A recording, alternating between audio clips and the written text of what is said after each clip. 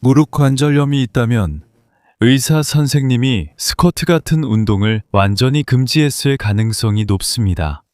하지만 만약 스쿼트가 대퇴사두근을 강화하고 결과적으로 무릎을 보호하는 데 가장 좋은 운동 중 하나라면 어떨까요? 문제는 우리가 스쿼트에 대해 이야기할 때 항상 이런 생각만 가지고 있다는 점입니다.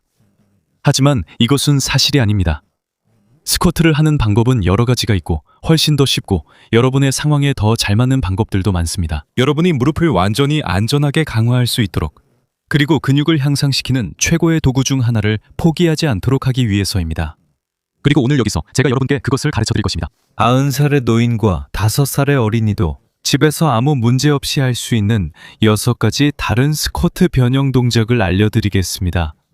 운동을 하려면 벽 하나와 난이도를 높이고 싶다면 아령 한 쌍만 있으면 됩니다. 그리고 저기 구석에 있는 빗자루 막대도 필요합니다. 자, 시작해 봅시다. 첫 번째 변형은 우리가 등척성이라고 부르는 등척성 스쿼트입니다. 등척성은 움직임은 없지만 근육 수축은 있다는 뜻입니다. 움직임이 없어서 관절에 전혀 충격을 주지 않는 운동으로 다리를 강화하는 것보다 더 좋은 방법이 있을까요? 제 조언은 벽에 등을 대고 서서 한쪽 팔꿈치를 벽에 딱 붙이고 그 다음 반대쪽 팔꿈치를 엄지발가락 앞에 두라는 것입니다. 엄지발가락 앞쪽에 양발을 나란히 두고 여기서 벽에 기대 앉으세요. 무릎이 약간 굽혀지고 정강이, 즉 다리 아래 부분이 완전히 수직이 되도록 하세요. 뒷목, 어깨, 엉덩이를 벽에 붙이고 눈을 감은 채 자세를 유지하세요. 이것은 매우 간단한 단계이지만 아주 활동이 적은 분들이나 연세가 많은 분들에게는 대퇴사두근을 운동하기 시작하는 데 도움이 될 수 있습니다. 여기서 중요한 점은 오랜 시간 동안 자세를 유지하는 것입니다. 제가 여기서 30분이나 1시간 동안 있다면 분명히 힘이 드는 게 느껴질 거라고 확신합니다.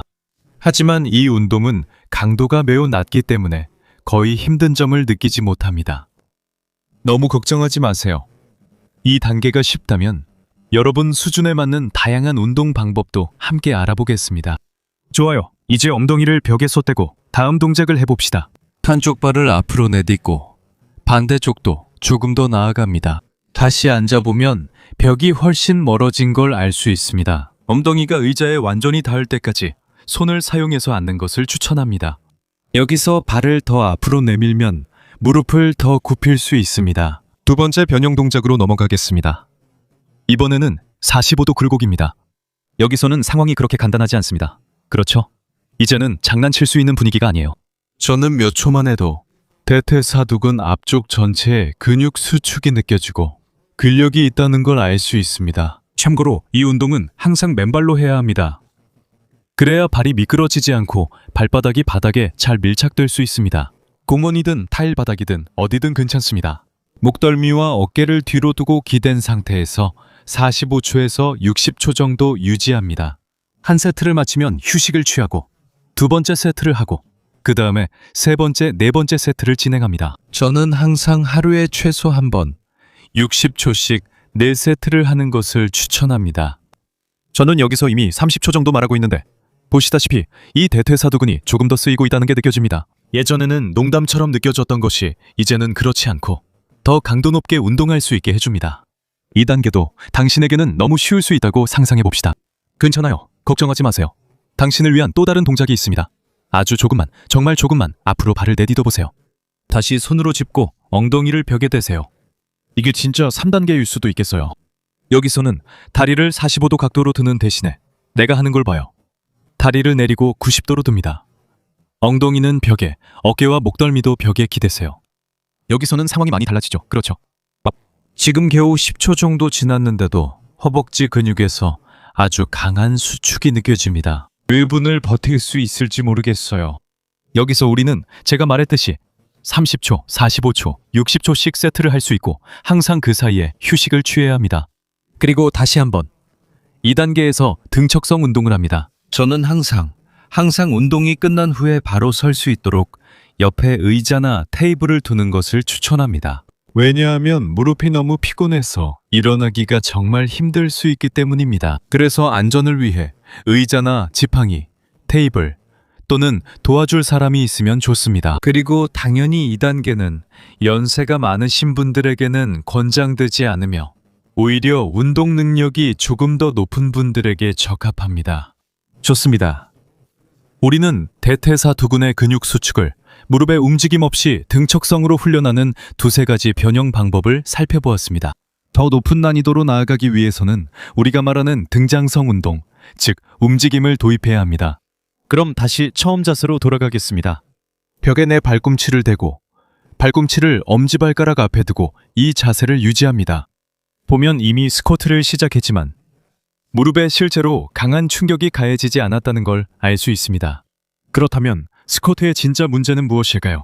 아마 우리가 스쿼트에 대해 잘못된 인식을 가지고 있을 수도 있고, 스쿼트를 금지하는 사람들은 당신에게 잘 맞는 다양한 단계가 있다는 사실을 모를 수도 있습니다. 그게 중요한 점입니다. 이제 벽에서 떨어져 무릎을 움직이며 근력 강화와 함께 등장성 운동을 추가합니다. 이제 움직임을 넣기 때문입니다. 알겠죠? 고관절과 엉덩이에 집중해 주세요. 그리고 마치 의자에 앉는 것처럼 엉덩이를 뒤로 빼주세요. 엉덩이를 뒤로 빼다 보면 어느 순간 엉덩이가 벽에 닿게 될 거예요. 여기서 제 엉덩이가 벽에 닿았으니까 이제 다시 처음 자세로 돌아갈 수 있습니다. 우리는 스쿼트를 하지만 아주 제한된 범위에서 움직이기 때문에 이 운동은 완전히 안전합니다. 저는 항상 여기 앞에 손을 두고 지지하면서 안전하게 운동하시는 걸 추천드립니다. 엉덩이가 벽에 닿을 때까지 내렸다가 여기서 다시 처음 자세로 돌아옵니다. 내려갈 때도 올라올 때도 근육이 어떻게 수축되는지 느낄 수 있습니다. 근육이 더 수축되고 더 단단해집니다. 누구나 안전하게 할 수 있는 좋은 하체 근육 운동 방법입니다.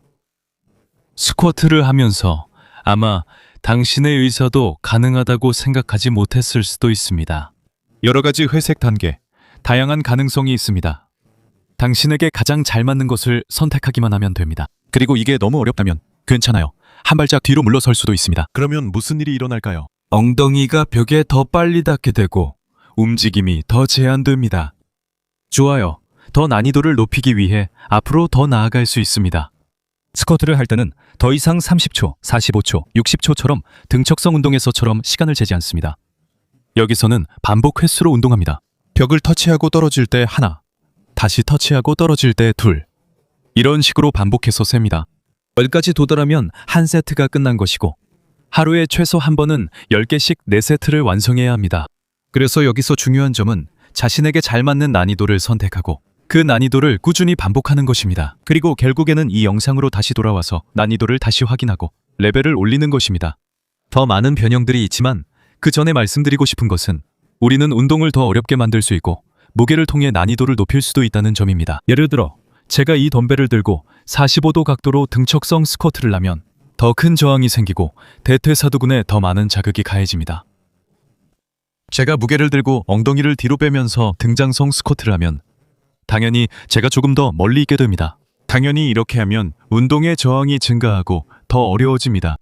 그래서 우리는 같은 운동 안에서도 난이도를 높일 수 있고 각 운동마다 무게를 늘려서 좀 더 도전적으로 만들 수 있습니다. 보시다시피 상황에 맞게 운동을 조절하는 다양한 방법이 있습니다. 다음으로 계속 진행하겠습니다. 우리는 등벽에 엉덩이를 대고 고관절을 충분히 굽히면서 등장성 스쿼트를 하고 있었습니다. 여기서 아주 중요한 점은 엉덩이가 벽에 닿기 전까지는 앞으로 돌아오지 않는 것입니다. 정강이가 거의 수직이 되도록 하고 이 부분을 굽힌다고 생각해야 하며 무릎이 앞으로 나오지 않도록 하는 것이 필수적입니다. 무릎에 손상을 줄 수 있어서가 아니라 근육을 제대로 단련하기 위한 올바른 방법이 여기 있기 때문입니다. 이렇게 하면 발에 자극이 더 많이 갑니다.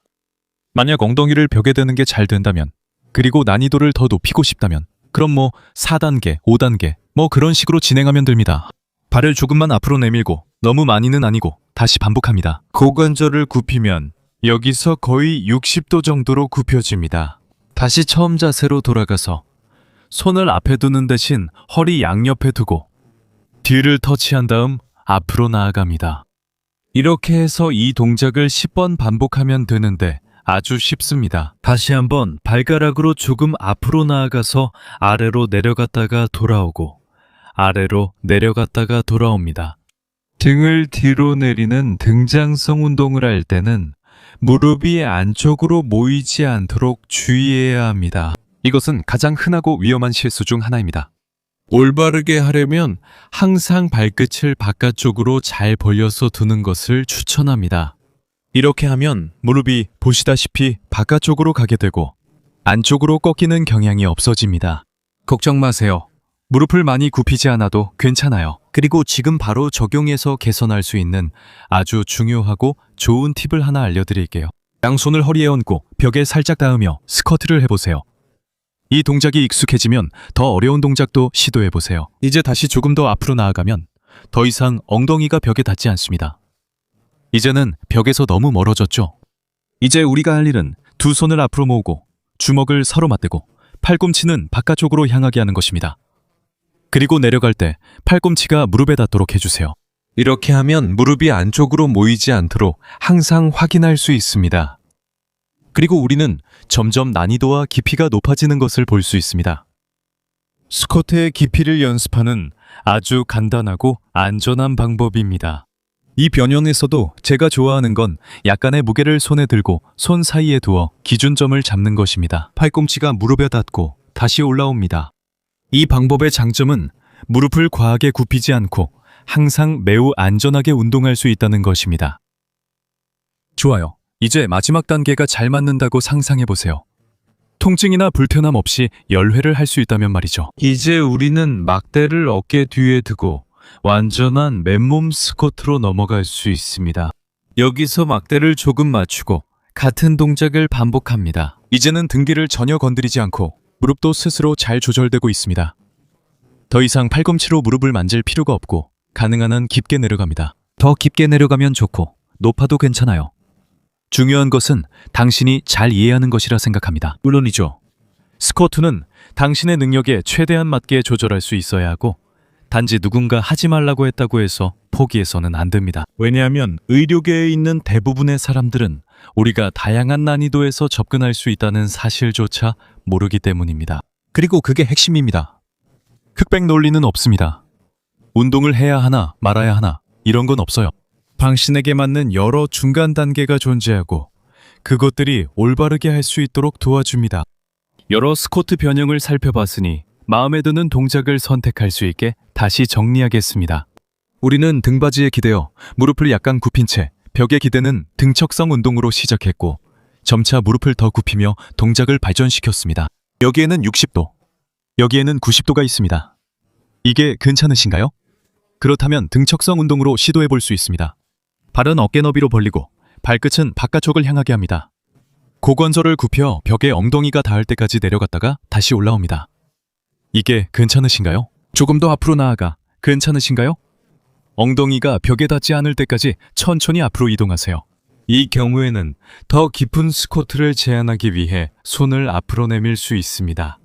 항상 무게를 추가하거나 원하면 더 높은 수준으로 훈련할 수 있습니다. 이 막대를 잡아서 뒤에 놓고 더 깊은 스쿼트를 더 큰 저항으로 할 수 있습니다. 이 모든 것이 복잡해 보일 수 있다는 건 인정합니다. 하지만 중요한 건 직접 해보는 겁니다. 천만에요. 이론이 좋아도 실천하지 않으면 소용없지 않을까요? 정말 간단합니다. 모든 방법을 다 시도해보고 가장 좋은 느낌이 드는 방법을 선택해서 실천해보세요. 그러면 효과를 볼 수 있을 겁니다. 4세트. 등척성 운동은 45초 또는 60초 동안, 등장성 운동은 10회 반복하세요. 등장성 운동은 최소 하루에 한 번은 움직임이 들어가는 운동입니다. 그리고 무릎 통증이나 무릎 관절염이 좋아지려면 단순히 근력 강화 운동만으로는 부족하다는 것도 사실입니다. 또 다른 두 가지 필수 요소가 있는데 바로 가동성과 안정성입니다. 그래야 마침내 강철 같은 무릎을 가질 수 있습니다. 그리고 통증에서 벗어나는 것. 그것도 지금뿐만 아니라 앞으로도 벗어나는 것입니다. 그래서 여기까지 오셨다면 무릎 건강에 대한 절대적인 의지를 보여주신 겁니다. 아주 짧고 정말 흥미로운 수업을 선물해드리고 싶습니다. 이 수업은 여러분의 눈을 뜨게 하고 새로운 시각을 갖게 도와줄 거예요. 평생 무릎 통증을 없애기 위한 최고의 전략은 무엇일까요? 바로 그 방법을 알려드리겠습니다. 영상의 오른쪽 상단 모서리에 있는 버튼을 누르기만 하면 카드가 나타납니다. 그 카드를 클릭해서 영상을 보고 자신의 문제를 인식해보세요. 그게 전부입니다. 이 영상을 필요로 하는 분들과 꼭 공유해 주시길 바랍니다. 무릎 통증이나 무릎 관절염이 있는 분들뿐만 아니라 통증이 있으면 움직이지 말라고 들은 분들에게도 이 영상이 도움이 될 것입니다. 관절이 닳아 있어도 움직인다고 해서 더 많이 닳는 것은 아닙니다. 그 마모는 다른 원인들에 의해 발생합니다. 유전, 몸에 있었던 염증 물질의 양, 휴식의 질 등과 같이 매우 다양한 원인들이 있습니다. 우리는 종종 움직임과 무게를 약해진 구조와 연관짓곤 했지만 실제로는 그렇지 않습니다. 영상 끝까지 시청해 주셔서 진심으로 감사드리며 곧 제 다른 영상에서 다시 뵙기를 바랍니다. 안녕히 계세요, 여러분. 어서.